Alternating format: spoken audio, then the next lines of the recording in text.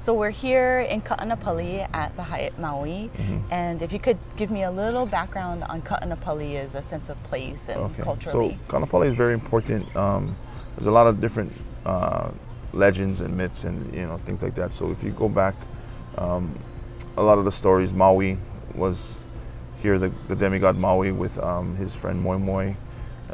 Right before he went up to lasso the sun and slow down the days, he kind of got into a little conflict with Moi Moi and put him to sleep, and that's where we got the word Moi Moi from. But there's a Moi Moi stone. His spirit was put into the stone, and that's up by the El Dorado. So that story is there. We have Kakala Neo and Ka'ululao. That was in the 1400s. There was the chief and the chief's son of Keka, which is Black Rock, Keka. So they went over to Lanai and rid the ghost off of Lanai and made it inhabitable for people. We had the Battle of Koko'onomoku here. So that was a big battle. It was like the civil war of the Hawaiian culture with two brothers, King Kekaulike's sons, Kamehameha and Kau'i, and they fought right here, kind of like where the Marriott is. They had a big battle there. Wow. That Koko'onomoku was actually in the days with the Ali'is and the Lunas and the missionaries. Koko'onomoku was a horse race track, and they would all get together and do horse races right here, where Whalers Village is. Vahini Pe'e is here, so she's the spring goddess, but later on she would care for the kids, and she was the pueo that would help save people. So there's a lot of different stories here, and I mean that would take up our whole interview if I were to tell that. Deep cultural significance. So my kids and everybody, we just see Kaanapali for what it is today. And if you would dig in the dirt 2 feet down, you'd find so much different stories and legends. So it's pretty unique. Mauna Kahalawai, which is the mountain behind us, the West Maui Mountains, is the gathering place, where the waters gather, and it's one of the wettest places in the world. So that was very important, and in Hawaiian culture, I'm sure everybody knows that water was very important, and that's how you measure wealth. So Kaanapali has always been wealth, and right now in Kaanapali we are Lele. We're still Lahaina until you get to Honokauai, and then from there Honokauai to Kakaloa is Kaanapali. So Kaanapali sounded better than Lele, I guess. And when AmFac built the resort area, they figured Kaanapali sounded better, but we're actually in the Moku of Lele. Okay. Speaking from a ahupua'a standpoint, can you tell me, what it was like back then?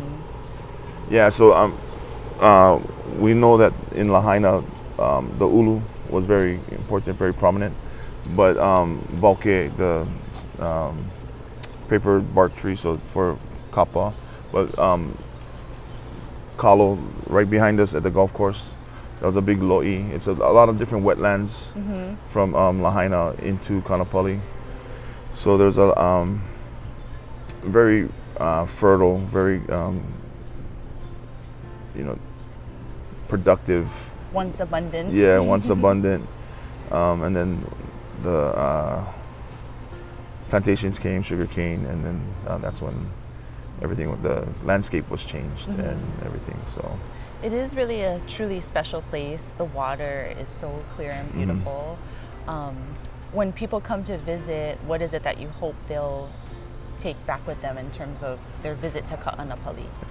We feel that most people who come, they're interested in the culture, and if you look in our hotel rooms, if you face your back to the ocean and look at the room, you can't really tell you're in Hawaii. So a lot of it comes from the people, and that's where I think we have an advantage, because the people really want to share, and they want to share our culture, and they want to share with our guests. And whether it be Hawaiian culture or plantation culture, or just the culture of how you survive if you come here from the mainland, and you went from paying $2 for milk and now you're paying $7 for milk. You know, just the so. But sharing your stories with Hawaii, and I think that's important, and I think that's what is unique. And I hope that the type of visitors we get is the ones that want to learn and kind of share the culture, not come here and be like a kolea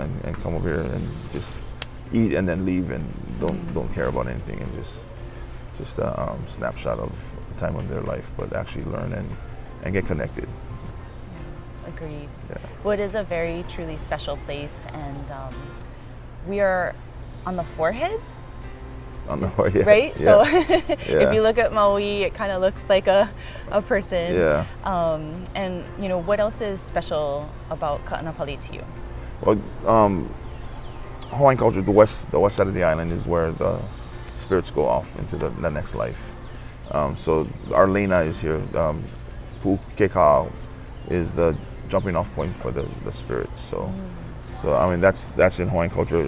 So that was why there's a lot of burials on the west side in the sand and things like that. So there's EV everywhere, and that's important. But for me, the Lahaina is really important. I came from Molokai. I was a boarder at Lahaina when I met my wife, and so from the age of 14, I was here in Lahaina. And Lahaina High School is very important. I coach football and want to give back because a lot of my mentors taught me and changed, kind of put me on the right path. And so I always try to give back to Lahaina. And so for me, it's carrying on the traditions,